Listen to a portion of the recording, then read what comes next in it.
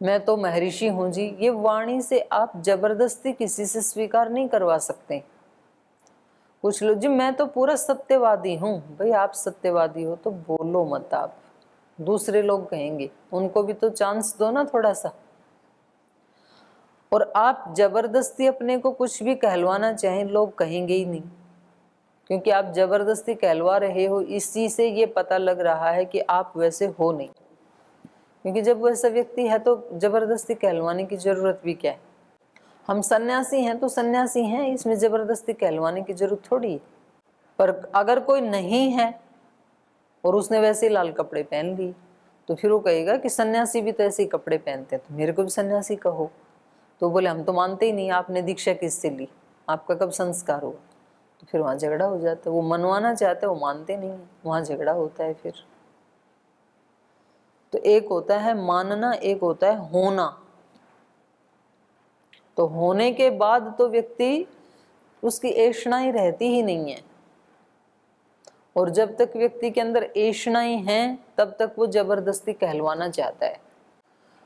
कोई थोड़ा सा, जैसे कोई अधेड़ उम्र की कोई महिला है और उसको कोई कहे माता जी या आंटी, बोल मैं तेरे को आंटी दिखती हूँ, मैं तेरे को माता जी दिखती हूँ। तो बोल जी क्या कहें, बोले मैम बोला करो, या तो बहन जी बोला करो, दीदी बोला करो। तो भाई यदि तो आप बहन जी दीदी हो या मैम हो तो कहलवाने की क्या जरूरत है। और यदि आप नहीं हो तो जो हो वो कहने दो, क्या दिक्कत है। माता जी कोई बुरा शब्द है क्या, माता जी बनना कोई बुरी बात है क्या। तो व्यक्ति झगड़ा करता ही तब है जब वो वैसा होता नहीं है, कोशिश करता है वैसे बनने की। अब जिसकी उम्र बड़ी हो गई वो कितनी भी कोशिश करे तो उसको छोटा किया जा सकता है क्या। और क्यों करें, हर उम्र का अपना सौंदर्य है। बिल्कुल जो छोटा नवजात शिशु है उसका अपना एक सौंदर्य है। फिर बच्चा थोड़ा किशोर अवस्था में आता है, उसका अपना सौंदर्य है। युवावस्था का अपना एक सौंदर्य है। प्रौढ़ावस्था का, मैच्योरिटी का अपना एक सौंदर्य है। वृद्धावस्था का सबसे बड़ा सौंदर्य है, यदि किसी ने ठीक से जीवन को जिया हो तो सबसे सुंदर जीवन। क्योंकि जो सरलता, कहते हैं ना कि भाई बुढ़ापे में तो जो मनुष्य है वो बच्चे जैसा बन जाता है। बच्चे जैसे का मतलब क्या है, बच्चा सरल होता है। बच्चे को अपने पराये का पता नहीं होता है, सबको अपना ही मानता है। तो अगर इस व्यक्ति ने वैदिक रीति से जीवन को जिया है तो बड़ा होते होते ये अपने दोषों को दूर करके सरल हो चुका होगा, सन्यासी बनने को तैयार हो गया होगा। और इसने देखा कि संसार में कुछ भी अपना पराया नहीं है, व्यवहार से ही सब अपने पराये बन जाते हैं, तो ये अब सबको अपना मान रहा होगा। तो उस समय बच्चे को तो पता नहीं था, उसके अंदर तो दोष प्रसुप्त अवस्था में थे। बच्चा भी इनोसेंट है लेकिन दोष उसके प्रसुप्त अवस्था में है, वो अज्ञान को लेकर के इनोसेंट है। और बड़ा व्यक्ति, वृद्ध व्यक्ति भी इनोसेंट हो जाता है, वो विवेक पूर्वक इनोसेंट होता है सन्यासी। तो कितना सुंदर है उसका सौंदर्य, उसका अंतःकरण। उसमें सबको वो अपना ही मानता है। बच्चा तो अपना तब तक मानता है अज्ञान में, जब तक उसको कोई चॉकलेट देता है, जब तक उसको कोई प्यार से बोलता है तो उसको अच्छा लगता है। लेकिन बड़ा आदमी जो है उसको विवेक पूर्वक ये पता लग गया कि ये भगवान के नाते सब अपने ही हैं, तो उसका सौंदर्य बच्चे से भी ज्यादा सुंदर होता है। लेकिन दुर्भाग्य ये है कि व्यक्ति जीवन को ढंग से जीता नहीं है, इसलिए वृद्धावस्था में अत्यंत कुरूप हो जाता है, शरीर से भी कुरूप हो जाता है और मन से भी कुरूप हो जाता है। तो झुंझलाने लगता है फिर, और बच्चे पास में आते नहीं हैं और दूसरे बात मानते नहीं हैं। और क्योंकि उसने जीवन भर कुछ ऐसा किया नहीं कि अपने आप से अपने आप में संतुष्ट रह सके, आत्मन्येवात्मना तुष्ट, ऐसा है नहीं, तो फिर वो सबसे कष्टदायी अवस्था हो जाती है। नहीं तो इतने साल का जीवन का अनुभव वृद्धावस्था तो सबसे सुंदर होनी चाहिए थी।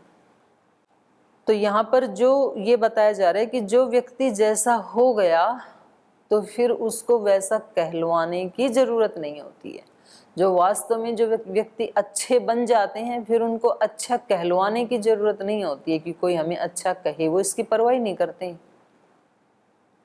और जिसमें वास्तव में कोई ना कोई त्रुटि बची है वो चाहता है कि सब लोग मुझे अच्छा कहें, अच्छा माने, क्योंकि अच्छा अभी है नहीं। ठीक है, बनना चाहता है वो अच्छी बात है, और दूसरे कहते हैं ठीक है बनना चाहते हो तो पहले बन जाओ फिर कह देंगे। वो कहता है पहले कहो फिर मैं बन जाऊंगा। यही तो झगड़ा होता है घरों में, परिवारों में, संगठनों में, सब जगह यही झगड़ा होता है। वो कहते पहले अच्छा कहो तो हम ऐसे ही बन जाएंगे, अच्छे ही बन जाएंगे। वो बोले तुम पहले बनो तो हम अच्छा कह देंगे। अब शुरुआत कौन करे? शुरुआत अपने से होती है। हमें अच्छा बनना है तो हम अपने वो काम करते रहें और दूसरे से कहलवाने की अपेक्षा ना रखें और दूसरों को कहें, क्योंकि दूसरों को कहने से हमारा भला होगा, इसलिए कहें दूसरों को हम।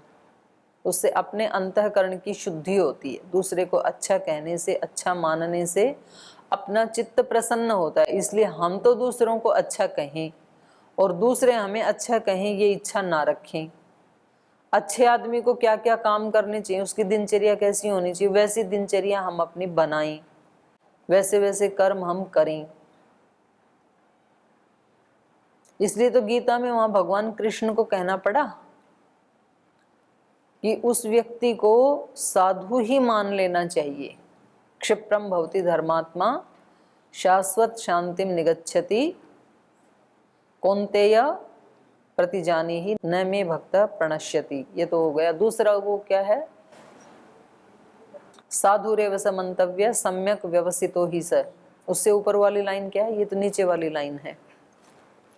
अपि चेत सुदुराचारो, अपि चेत सुदुराचारो भजते माम अनन्य भाग साधुरेव स मंतव्य सम्यक व्यवसितो ही स।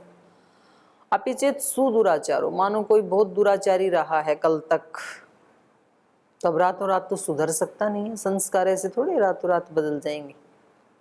लेकिन रातों रात उसने निर्णय ठीक ले लिया कि अब इस रास्ते पे नहीं चलना है। मानो कल तक कोई व्यक्ति शराब पी रहा था और आज उसने निर्णय कर लिया कि आज के बाद टच नहीं करनी है, तो क्या संस्कार पीने वाले जो हैं वो अभी नष्ट हो गए क्या? संस्कार तो हैं अभी। कल तक जो व्यक्ति झूठ बोलता था, आज उसने निर्णय ले लिया कि आज के बाद झूठ नहीं बोलना। कल तक जो चोरी कर रहा था, आज निर्णय ले लिया आज के बाद चोरी नहीं करनी है मेरे को। कल तक जो झगड़े करता था, आज निर्णय ले लिया आज के बाद किसी से झगड़ा नहीं करना। लेकिन चोरी के, झगड़े के, असत्य के, शराब पीने के संस्कार भी मिट गए क्या रातों रात?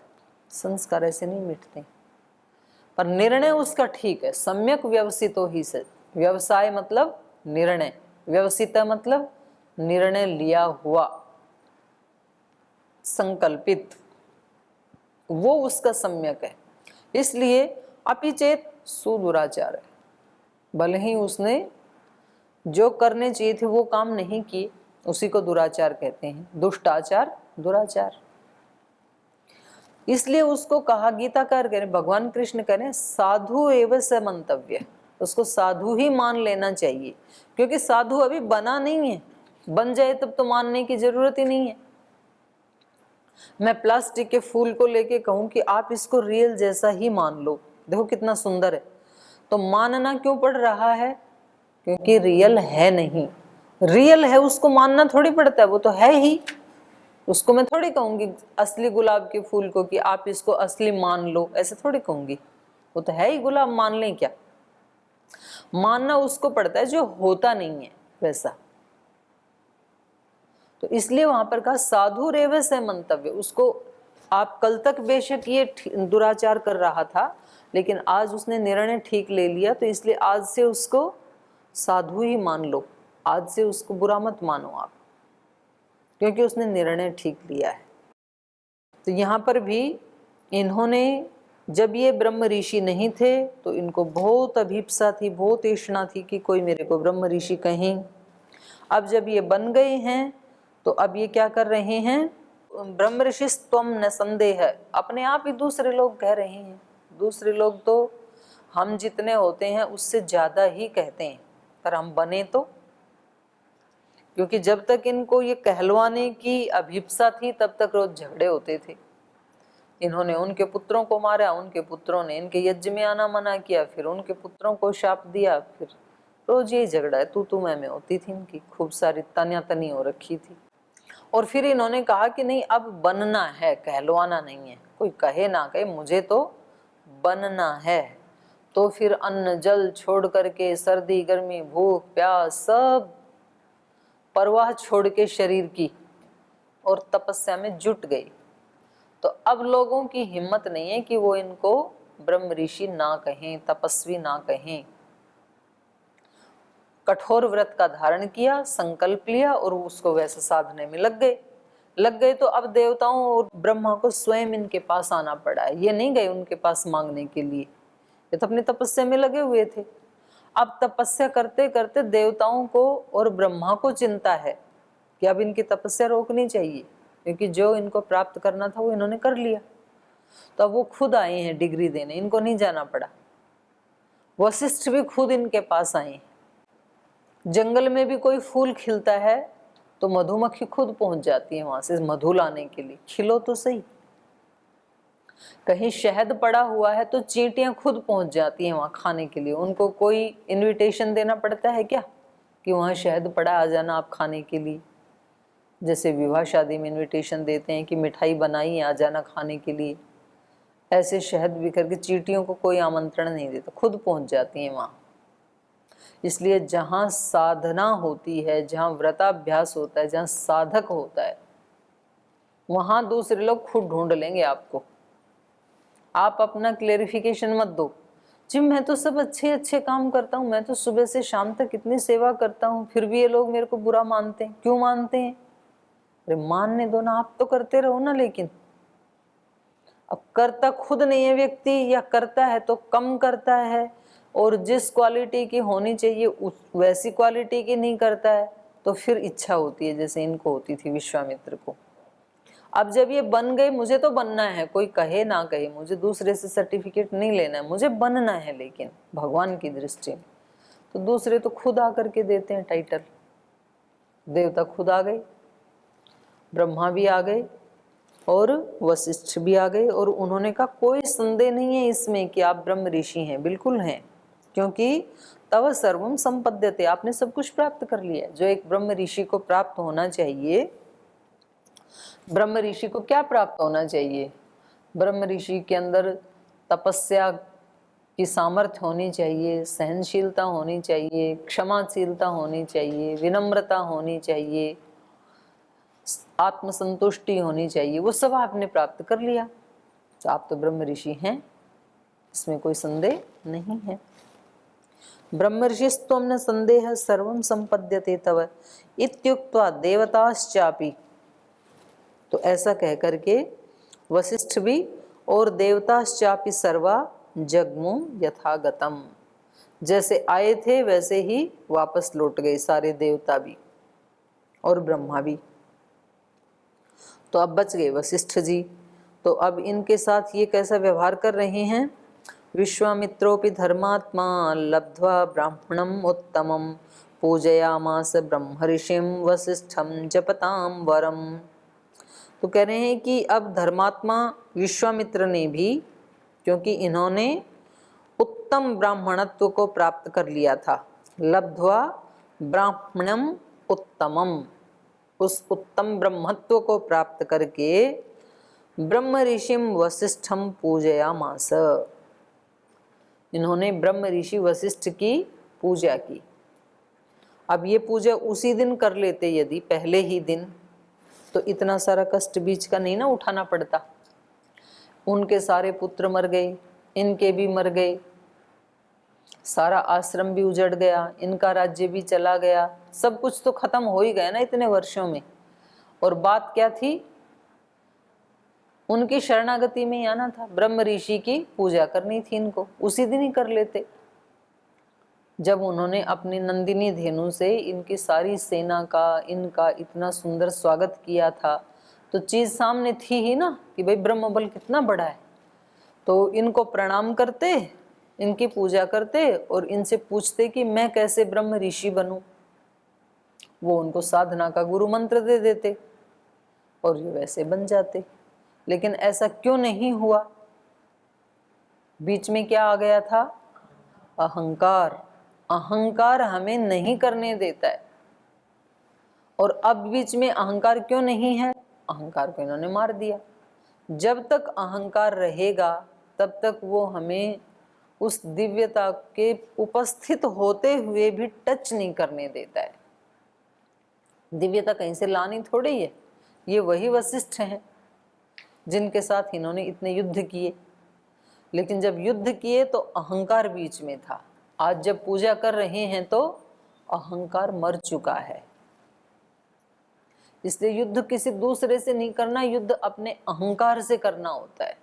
और जितनी जल्दी व्यक्ति अहंकार को मारेगा उतनी जल्दी वो दिव्यता को प्राप्त करेगा। और जितना उसको पालित पोषित करके, उसको ठीक ठहरा करके उसको साबित करता रहेगा, खुद ही वंचित रहेगा व्यक्ति। दूसरे का उसमें कोई नुकसान नहीं होगा, खुद का ही नुकसान होता है। लेकिन ये नुकसान समझ में आ सकता नहीं है केवल भाषण से या किताब पढ़ने से। ये तो समझ में साधना करने वाले को आएगा, ये समझ में नहीं आ सकता। तो ये तो कितने जन्मों तक भी व्यक्ति को ठोकरें खिलाएगा।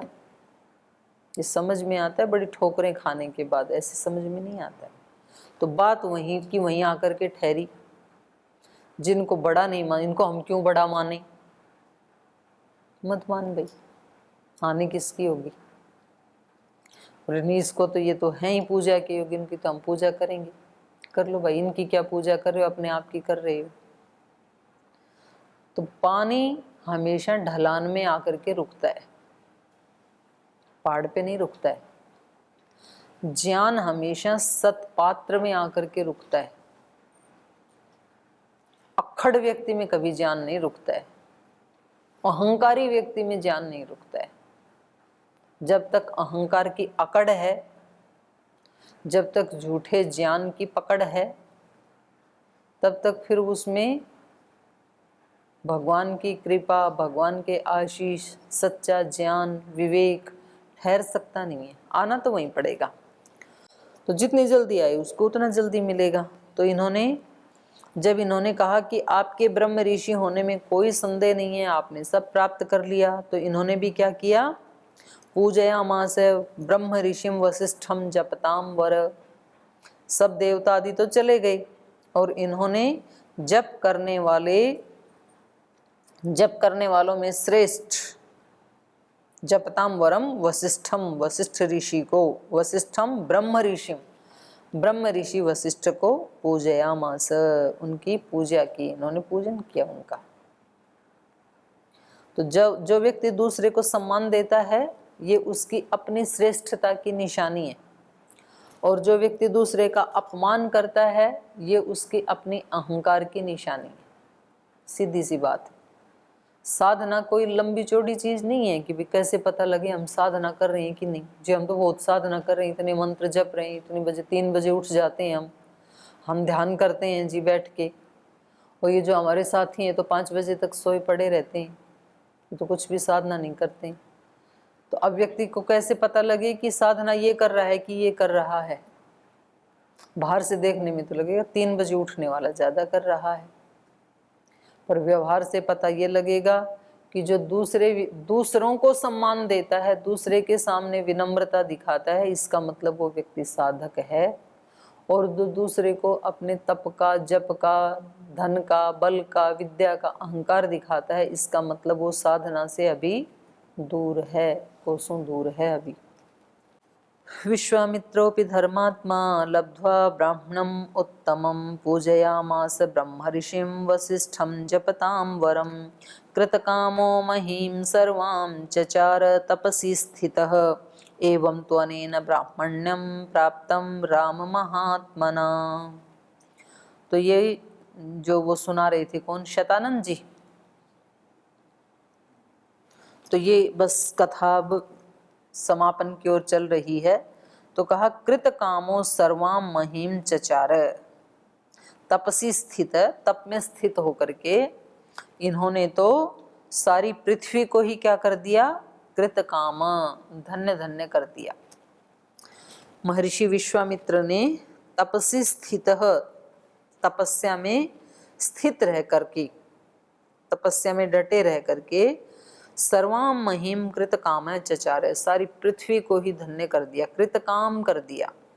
जब सच्चे अर्थों में एक व्यक्ति भी योगी बनता है तो वो करोड़ों लोगों का उद्धार करता है, सारी वसुधा को ही धन्य कर देता। अपने आप को तो धन्य करता ही है, अपने आप के साथ साथ वो सारी सृष्टि को भी धन्य कर देता है तपस्या में। एवं तो अनेन ब्राह्मण्यम प्राप्तम राम महात्मना। तो हे राम, इस प्रकार इन महात्मा विश्वामित्र के द्वारा ब्रह्मत्व की प्राप्ति की गई। वो भी वही हैं, उनका सारा वृत्तांत उनकी उपस्थिति में ही सुनाया है। जो उनके दोष थे वो भी सुनाए विस्तार से, और जो उन्होंने तपस्या की वो भी सुनाया। तो हर व्यक्ति के दोनों पहलू होते हैं, हर व्यक्ति के चरित्र के, कुछ उसकी अच्छाइयाँ होती हैं, कुछ बुराइयाँ होती हैं। कोई भी व्यक्ति ऐसा नहीं है कि उसमें केवल बुराइयाँ हो, एक भी गुण ना हो। कुछ तो गुण सब में होते, सब भगवान की संतान है, तो दिव्यता सब में होती ही है। और कोई भी ऐसा दिव्य से दिव्य व्यक्ति नहीं है जिसमें कोई भी दोष ना हो, सब में दोष होते हैं। तो उसका बैलेंस कितना है ये देखना है। जैसे 1 किलो आटे में चुटकी भर नमक तो चल जाएगा, इतना दोष तो चलेगा, पर 1 किलो आटे में 1 किलो ही नमक डाल दे फिर वो रोटी नहीं खाई जाएगी। मतलब गुण और दोष बराबर हो जाएं, या कभी दोष ज्यादा हो और गुण दब ही जाएं उसमें, तो आटे का मिठास दब ही जाए नमक में, फिर वो रोटी नहीं खाई जाती, तो उसको सहा नहीं जाता है फिर। तो सबके अंदर दोष होते हैं, सबके अंदर गुण होते हैं, लेकिन रेशियो क्या होना चाहिए? गुणों की अधिकता होनी चाहिए। तो इस प्रकार से इन्होंने सारी पृथ्वी को ही एक तरह से धन्य कर दिया, और इस तरह से इन्होंने ब्राह्मणत्व को, ब्रह्मत्व को प्राप्त किया। एष राम मुनि श्रेष्ठ एष विग्रहवांस्तपः एष धर्मो परो नित्यं वीर्यस्येष परायणम् एवमुक्त्वा महातेजा वीरराम द्विजोत्तमः शतानन्दवच श्रुत्वा रामलक्ष्मणसन्निधौ जनकः प्राञ्जलिर्वाक्यम् उवाच कुशिकात्मजं धन्योऽस्मि अनुगृहीतोऽस्मि यस्य मे मुनिपुङ्गवः यज्ञं काकुत्स्थ सहितः प्राप्तवानसि कौशिकः पावितोऽयं त्वया ब्रह्मन् दर्शनेन महामुने गुणा बहुविधा प्राप्तास्तव सन्दर्शनान्मया विस्तरेण च वै ब्रह्मन् कीर्त्यमानं महत्तपः श्रुतं मया महातेजो रामेण च महात्मना सदस्यैः प्राप्य च सदः श्रुतास्ते बहवो गुणाः अप्रमेयं तपस्तुभ्यम् अप्रमेयं च ते बलम् अप्रमेया गुणाश्चैव नित्यं ते कुशिकात्मज तृप्तेराश्चर्यभूतानां कथानां नास्ति मे विभो कर्मकालो मुनि श्रेष्ठ लंबते रविमंडलम। एष राम मुनि श्रेष्ठ। तो हे राम, ऐसे ये मुनि श्रेष्ठ हैं विश्वामित्र, जो आज आपके गुरु हैं। तो आप अपने गुरु के बारे में थोड़ा इतिहास भी जान लो कि इन्होंने कैसे कठोर तपस्याएं कर करके तब इस ब्रह्म ऋषि पद को प्राप्त किया है।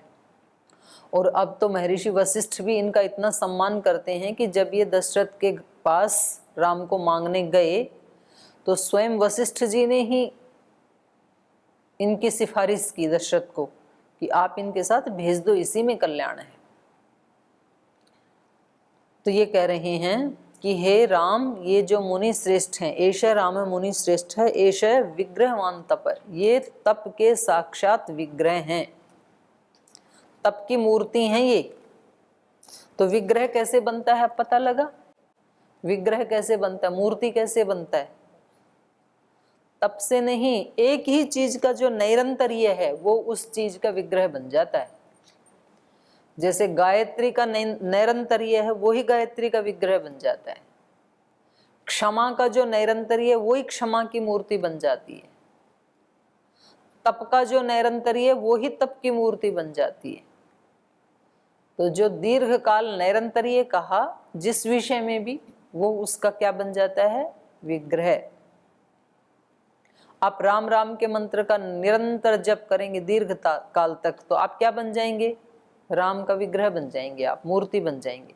ऐसे इन मूर्तियों की संरचना हुई। जो दीर्घ काल तक मौन रहे तो वो व्यक्ति क्या बन गए, मौन की मूर्ति बन गई। तो उन्हीं का चित्र लेकर के, मौन समझाना हो तो उसका चित्र लेकर के दिखा दो, ये है मौन का विग्रह। योग का विग्रह दिखाना हो तो स्वामी जी को दिखा दो, ये हैं योग के विग्रह, जिन्होंने पिछले 50 साल में एक दिन भी योग को छोड़ा नहीं। तो ये जो निरंतरीय है योग का, ये उस व्यक्ति को क्या बना देता है, उस विषय का विग्रह बना देता, मूर्ति बना देता है। तो ऐसे बोला भी जाता है लोक में, ये तो करुणा की मूर्ति है, ये व्यक्ति तो क्षमा की मूर्ति है, ये तो दान की मूर्ति है, ये तो तप की मूर्ति है। तो ये मूर्ति कैसे बनती है, किसी एक विषय के निरंतरीय से। तो इसलिए यहाँ पर इनको क्या बताया, एष राम, हे राम, एष मुनि श्रेष्ठ है, एष विग्रहवान तप, ये तप का विग्रह है, एक मूर्त रूप है ये तप का। एष धर्म पर, ये पर धर्म है, परम धर्म है। एष नित्यम वीर्य, और ये क्या है, नित्य पराक्रमी। एषः वीर्यः एषः परायणम, तो ये पराक्रम की क्या है, परम निधि हैं, ये साक्षात विग्रह हैं। ऐसा इन्होंने श्री राम को बताया। एवं उक्त्वा महातेजा वीर राम द्विजोत्तमः शतानंद वचः श्रुत्वा राम लक्ष्मण सन्निधौ। तो ऐसा कह करके शतानंद जी चुप हो गए। एवं उक्त्वा महातेजा वीर राम द्विजोत्तमः, द्विजोत्तम माने शतानंद, जो द्विजों में उत्तम हैं, ऐसे श्रेष्ठ ब्राह्मण शतानंद जी वीर राम चुप हो गए। और शतानंद वचः श्रुत्वा राम लक्ष्मण सन्निधौ जनकः प्रांजलि वाक्यम उवाच कुशिकात्मजम। जनक भी वही हैं, विश्वामित्र जी भी वही हैं। तो जब ये इनका पूरा वृत्तांत समाप्त हो गया तो जनक जी ने हाथ जोड़ करके महामुनि ब्रह्म ऋषि विश्वामित्र जी से इस प्रकार कहा। तो जो कहा सो कल पढ़ेंगे, आज यहीं विराम लेते हैं। ओम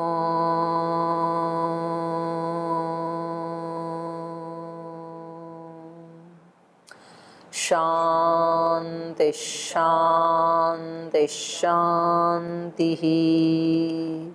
श्री गुरुभ्यो नमः।